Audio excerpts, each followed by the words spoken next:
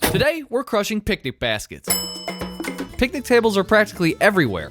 Campgrounds, pavilions, backyards, fields, almost all of us have access to them. So I got to thinking, why can't we make a literal tabletop jump that utilizes these tabletops we have everywhere?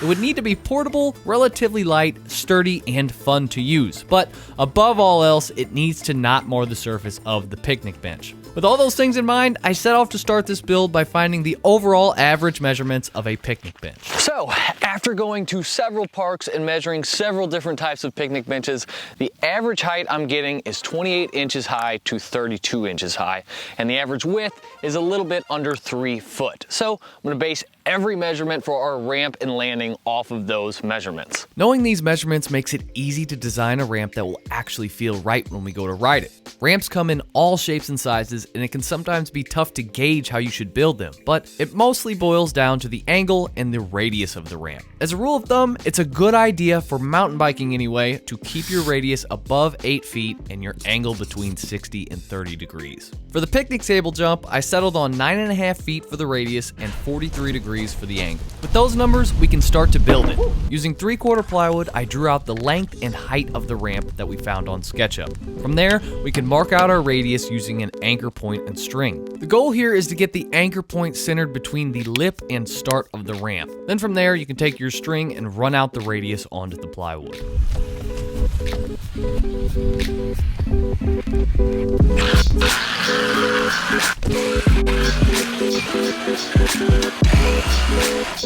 Alright, and there it is. Since I had one side done, I simply traced it back on the plywood instead of fussing with drawing out another one. With the walls finished, I set a stop on my miter saw at 2 feet and cut several 2x4s. These will be used to brace the walls and the decking together. To attach the boards, you'll need to make a mark every 8 inches down the arc. From there, you'll pre-drill holes at each mark and then attach a 2x4, which can kind of be a pain in the butt if you're by yourself.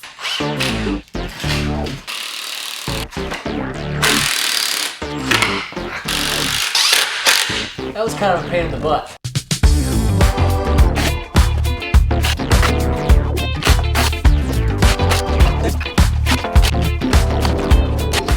Okay, so on the back side of this jump, I'm sticking a 2x6. It's pressure treated, it's a little stronger. That's gonna be the piece that's gonna hold our hinge. So this is gonna take the blunt of the weight that is kind of pushing into this table. With this board added, the ramp was ready to be decked. But before I did that, I wanted to get our landing made up too. Luckily, the landing is essentially straight minus the angles we'll need to cut so that it sits flush with the ground in the picnic table. To find those, you can use basic geometry principles for right triangles, but let's be honest, you didn't pay attention in that class and neither did I. So I just use this website here and it does the math for me, so all I gotta do is mark the right angles and cut them out like the dummy I am. Right there. Go ahead and mark.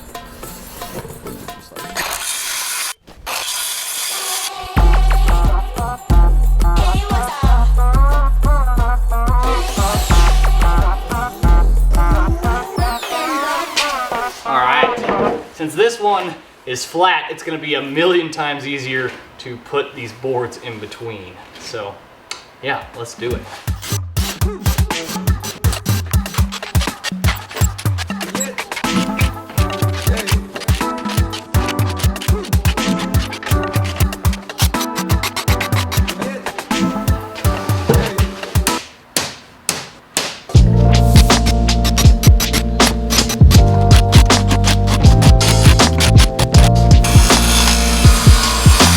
With the landing nearly done, I moved on to decking the ramp. To get the plywood onto the ramp's arc without snapping it though, I have to make very thin relief cuts along the back side of it. This will allow the plywood to bend into place without snapping the entire piece. But you're gonna need to become a chiropractor for a couple minutes to ensure the whole thing cracks evenly.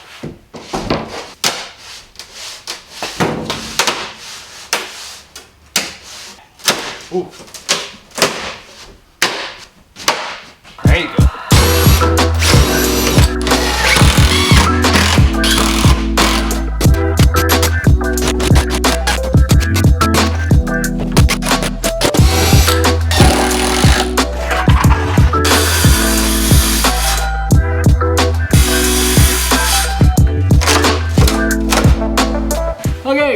have both sides of this thing done. We've got the landing done, we've got the ramp done.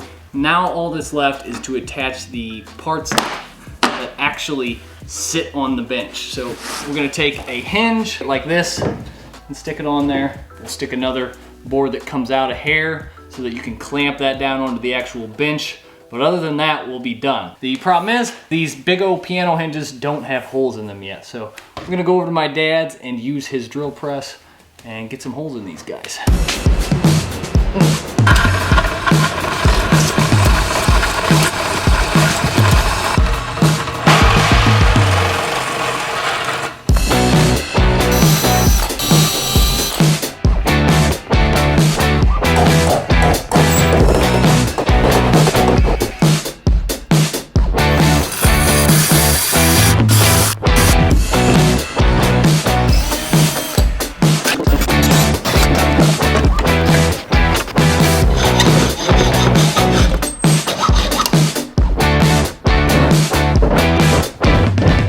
Up the landing, I had some growing concerns about the weight and size of it. So I decided to add some flip out wheels so I can move it around easier. To do that, you just need some hinges, wheels, and something to lock them in place.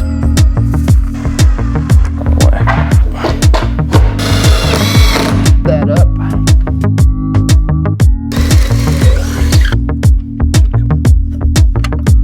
All right, that's pretty good. Other than that, the landing was done, and the ramp just needed the same hinge and board just like we attached to the landing. But as I finished up everything, I decided to add one last touch.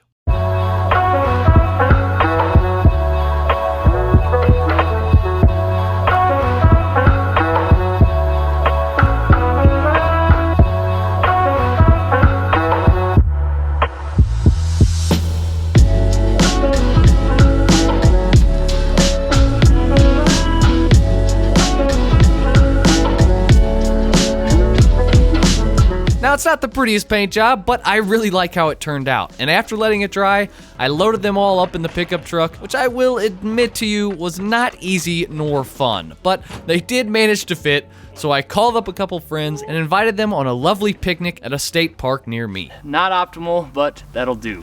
Before we test the ramps, let me just say a quick thank you to Skillshare. Skillshare is an online learning community with thousands of inspiring classes for creative and curious people. With Skillshare, you can explore new skills or, like me, deepen existing passions. I've been really enjoying going over some of the basics of storytelling and videography since I don't really have any formal education on these subjects except for my experience on YouTube. Specifically, I really enjoyed Dan Mace's class, Filmmaking for All, Tell Your Story Through Video. It's short, sweet, and to the point, and I actually used a lot of the techniques I learned in it to structure this video you're watching. So if you want to join me along with millions of other creatives, the first 1,000 of my subscribers to click the link in the description will get a free trial of the premium membership so you too can explore your creativity.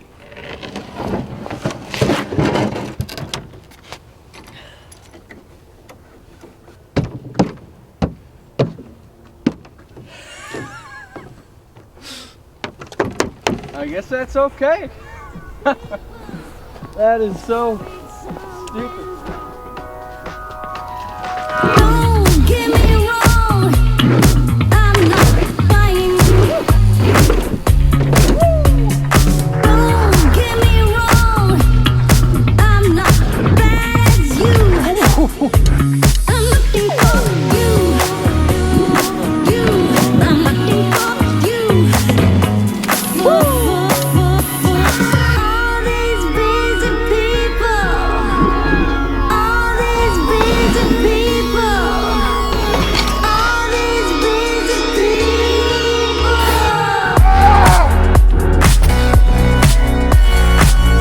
Just as bad as you, just as bad as you.